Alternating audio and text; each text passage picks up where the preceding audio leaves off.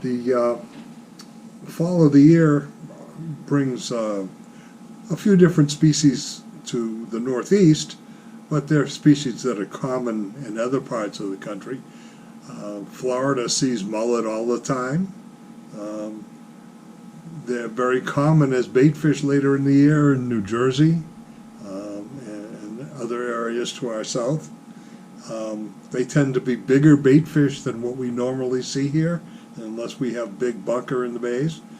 But they are present, and I've seen them here for years on Cape Cod. I found that making long jointed imitations tends to be difficult if you're using traditional metal Waddington shanks or similar kinds of extenders for bodies. Making monofilament extensions makes a fairly stiff fly that depends on movement of materials. If you connect bits of those materials together with metal, you get some weight. If you use Cortland's monofilament, which I've done in the past in other fly patterns, this is their braided mono, to form segments, then the segments can be made with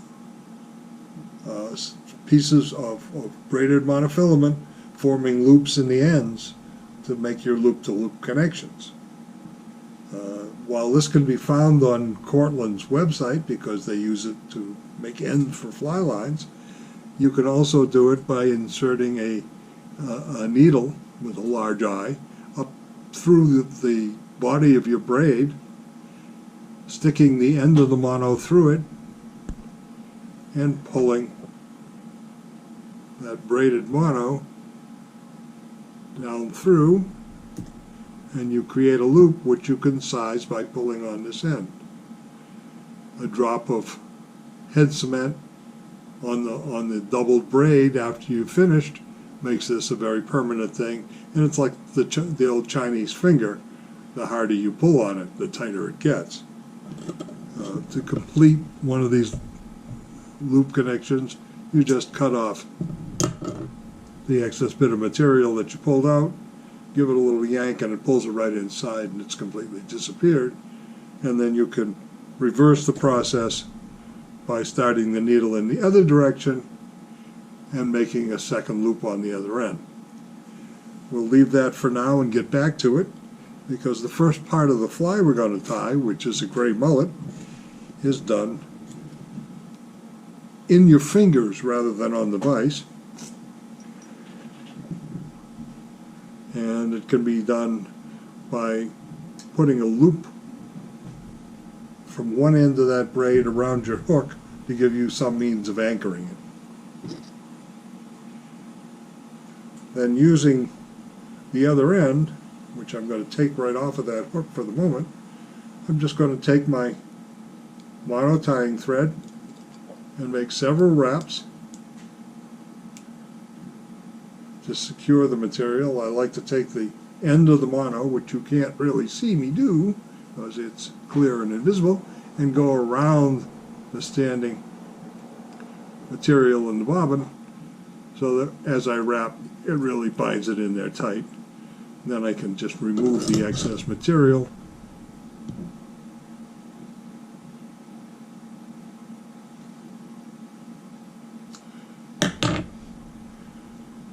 I like to also do a half hitch, which is easy to do if you just wrap the thread around your fingers, slide it over the end, and just let the bobbin drop. You've got a nice secure half hitch. Yeah.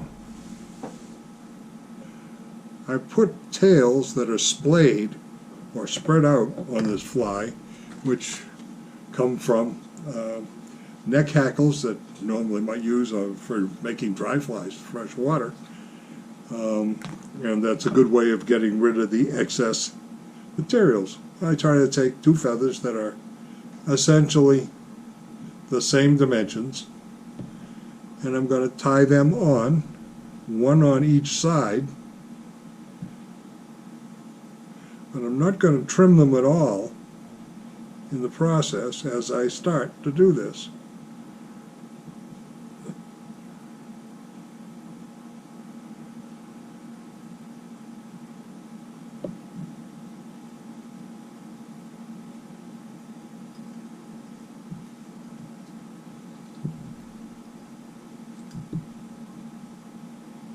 One.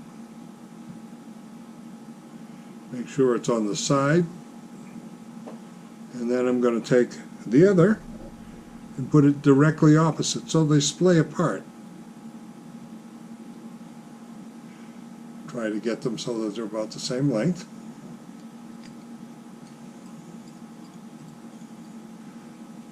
And again, a quick half hitch, which you can do just by sliding the thread around the feathers, pulling it. You've created this big wide tail because it creates resistance. So as you pull the fly through the water, the resistance caused by these feathers sticking out to the sides pulls the back of the fly back. As you make your strip and then let the line go slightly slack between strips, the body of the fly contorts at the joints in the monofilament from one place to another, and the net result is that you have movement in the body that creates a much more lifelike situation. Now you can cut this extra material right off, get it all over my shirt, and there we have the tail in place. I'm using a fairly long craft fur for the fly, and this is gray since I'm making a gray mullet. It just makes sense. And use a fair amount of material because this too creates some resistance as you pull it. But I want to make this a fairly wide body, so I take a bunch of the hair, pull out the short stuff, and there's a lot of it at the bottom of the fur, fake fur, and then I place it next to where I tied it in the tail and let it overlap. So it's overlapping quite a bit. And I do my best to spread it nicely around the hook shank.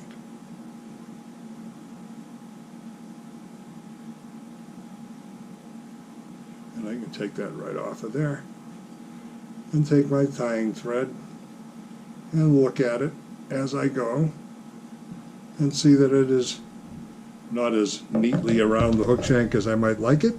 I can set it down, pick up my craft fur,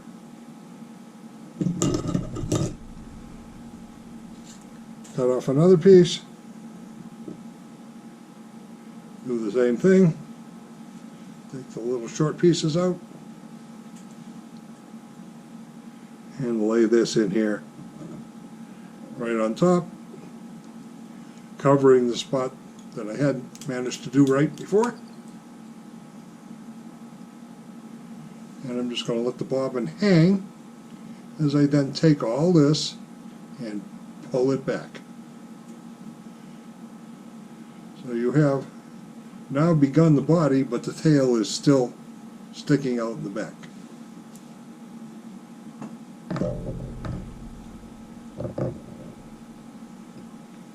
Take your bobbin and make several wraps.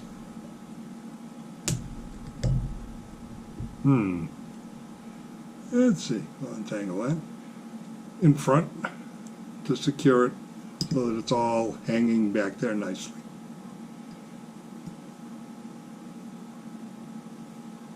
A little moisture. The fly tier's biggest friend. And you start to see the tail and the body shape. Now,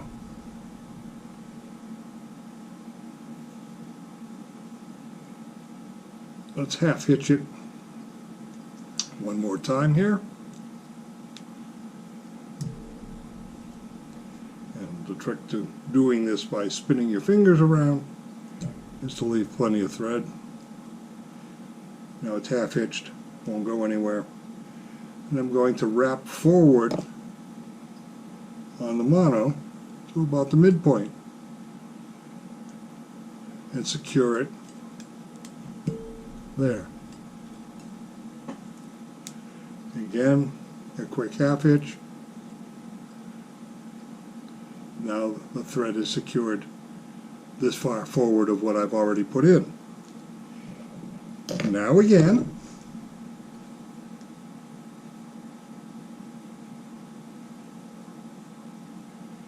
and you can make these flies as big as you want.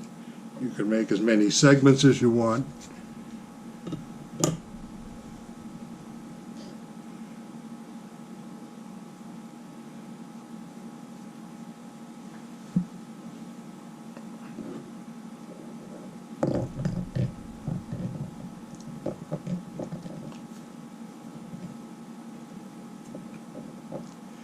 Again, leaving the butts on here, spreading it around the hook shank,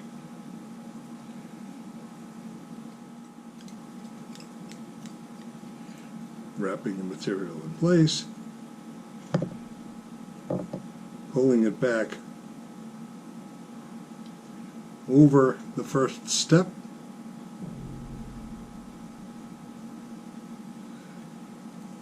continuing the process, wrapping in front,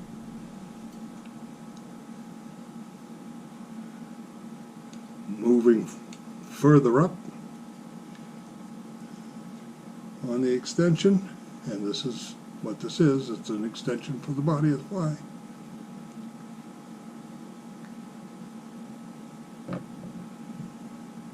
So far,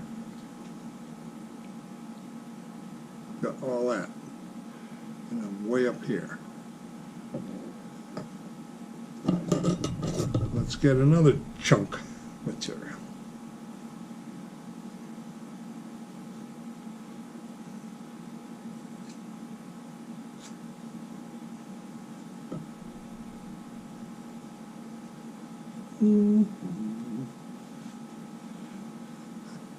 If I saved that stuff, I'd probably end up doing something with it. But then I'd have a whole house full of saved stuff. Notice I'm covering pretty much all of the monofilament as I go here.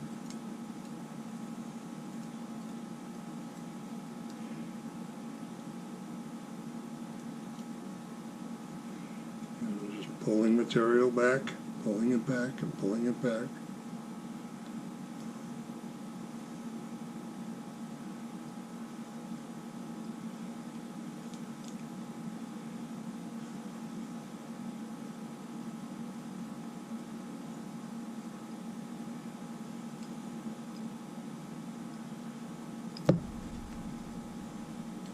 And then right up to the loop.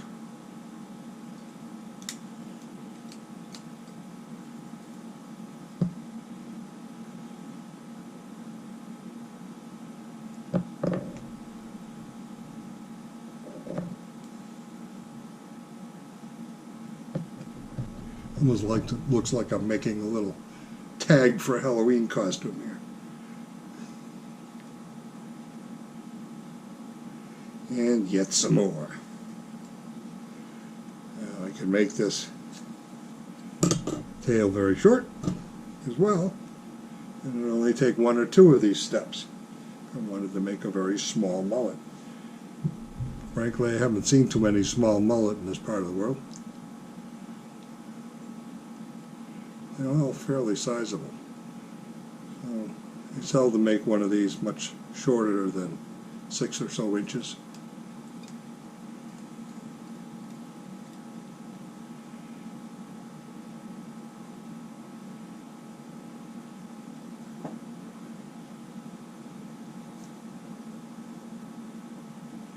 There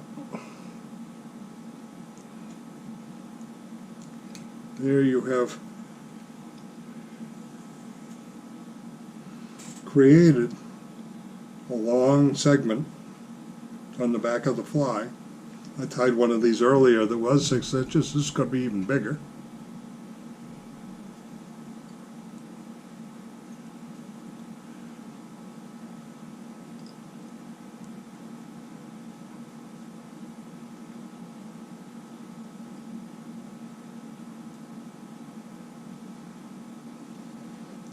This is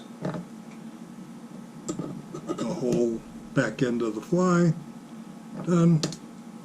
Threads cut off, and just a little bit of head cement to secure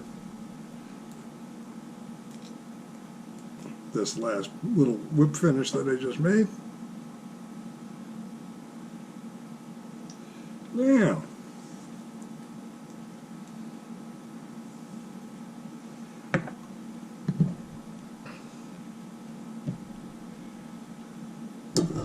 I'll just chop off the loop I made, since I'm not going to need that first.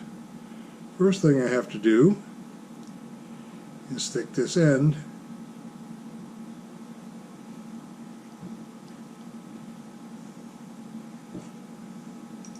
through my loop, and it's often easier to do that by putting the needle through first.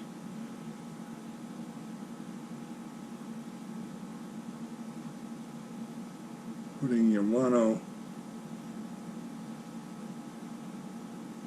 through the eye and then pulling it through that loop. So I now have the ability to make a loop-to-loop connector here. And that's done in the same way I made the loop previously. Taking the needle,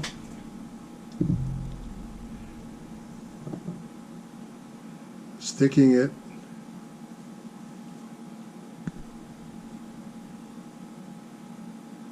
inside the braid, and hopefully not all the way through. This needle, by the way, has a fairly blunt point, and you'll find that distinctly advantageous when you're doing this, unless you like holes in your fingers, which can eventually get a little painful. But then you can take the end of this, just like we did when we formed the loop way back at the beginning of this little video. Stick it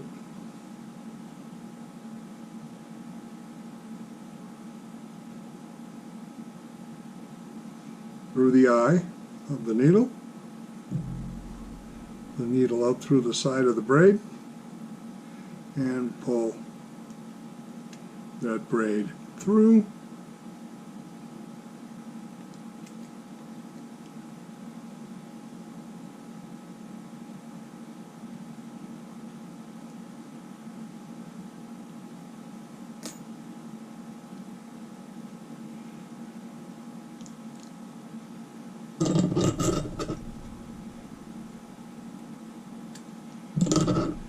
Cut off my excess. Now I have a flexible loop-to-loop connection. Now let's take our thread and tie it onto the hook shank and wrap right down, forming a thread base on the shank of the hook, right back to the end of the flat part of the shank.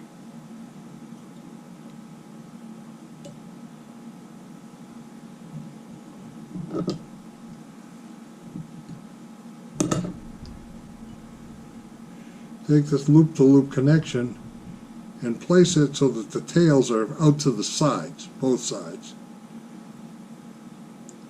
Which means it might be tilted any one way or the other. But you want those tails to be splayed in the right direction. And we're going to take a few wraps to hold it in place, so we can then cut off all the excess braid.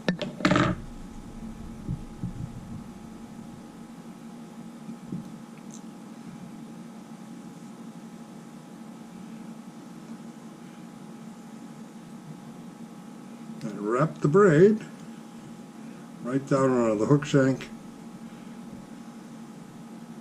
Recheck your positioning for the tail,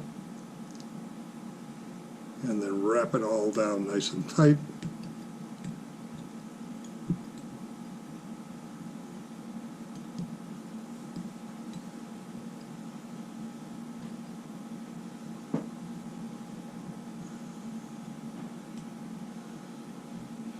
Then, not surprisingly, we go right back to our fluffy stuff.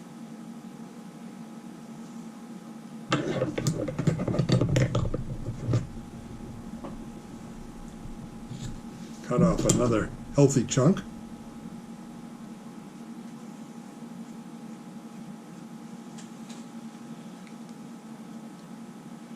And we place it on the hook shank, again overlapping that entire joint. And there is a reason for that. And then wrap it entirely around the shank.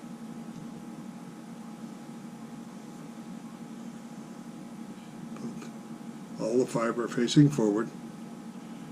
Now, all of these butt sections going back over material that I then fold back over prevents this extension from helicoptering around as you're casting the fly. So it keeps it all under control. You just take all this, pull it back, and let it blend right over the top.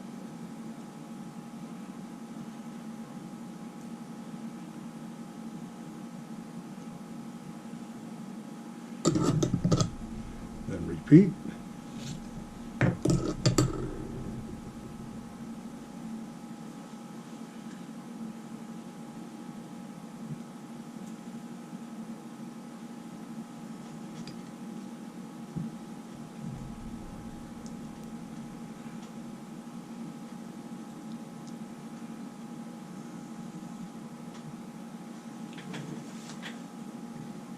And then I'm going to repeat again, but I'm going to use pink. Not because I'm bored, but because I'm simulating the gills and giving it a little bit of contrast in the body of the fly, or something for the fish to focus on. We'll only do this once. But again, same stuff. Get rid of it.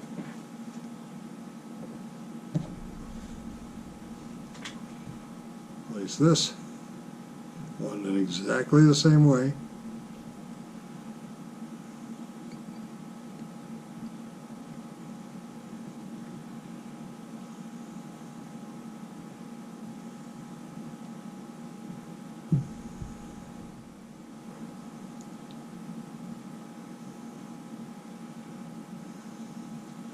And then back to the gray.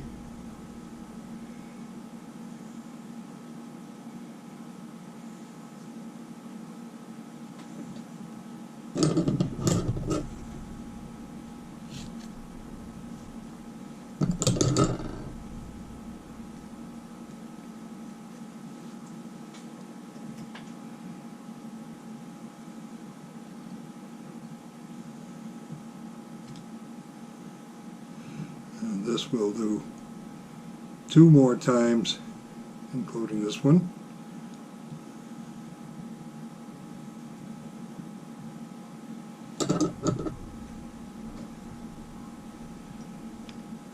Don't start this with a very small piece of craft fur, you'll never make it.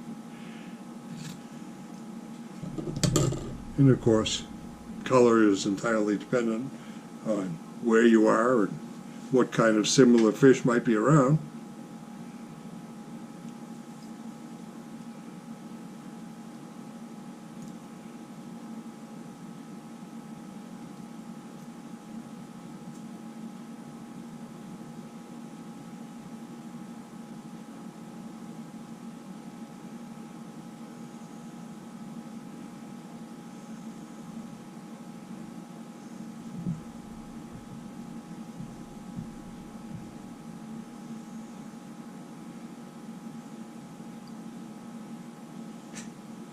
think we can use just a little more.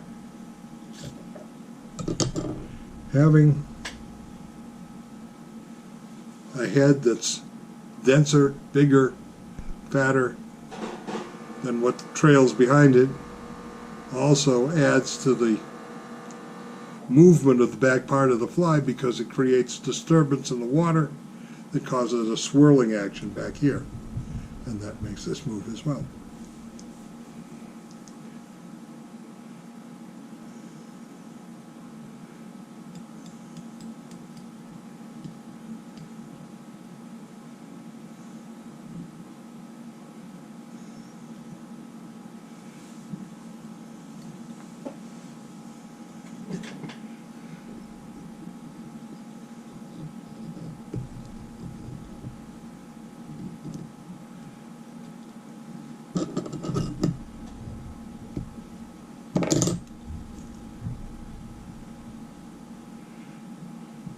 Now there basically is your whole fly. And I could continue on. I'm going to put UV varnish over this whole portion of the fly. I'm going to add eyes to either side. I'm going to put more UV varnish over that. And then eventually head cement over that to make sure, after I harden the UV varnish, that everything is nice and solid. We could save time in the video by just producing a fly that's already done. And you can see that this is quite movable. That this fly is almost as big as the one I just tied, but not quite. It doesn't helicopter and get itself all fouled around the hook. I can move it any way I want, but this portion of the fly won't wrap, wet or otherwise. Very effective imitation of a mullet, very effective imitation of almost any large bait fish. All you have to do is vary the colors to match what it is that you're fishing for and what it is you're trying to imitate.